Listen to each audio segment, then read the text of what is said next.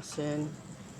আপনাদের বোন ফাতেমা মোদি ভালো আছি আলহামদুলিল্লাহ।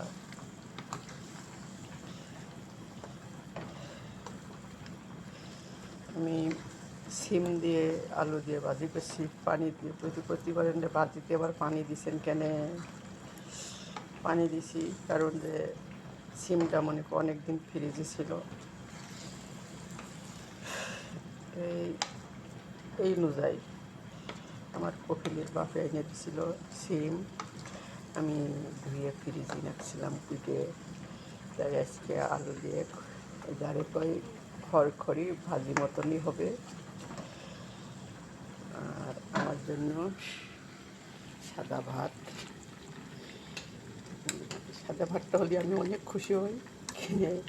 সাদা ভাতটা মনে করেন কম খাওয়া পরে, সব তো তেল মশলা দিয়ে খাওয়া হয়, এই জন্য সাদা ভাতটা রান্না দিনকে করি, সেদিনকে আমার মনটা অনেক খুশি থাকে। যাই হোক,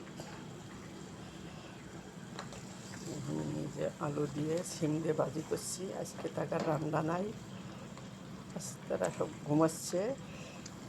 যে সময় করবে সেই সময় রান্নার, কিন্তু আমার তো খিদা লাগছে। কালকে খাইছি এই 11টা বাজে, এখন বাজে 12টা,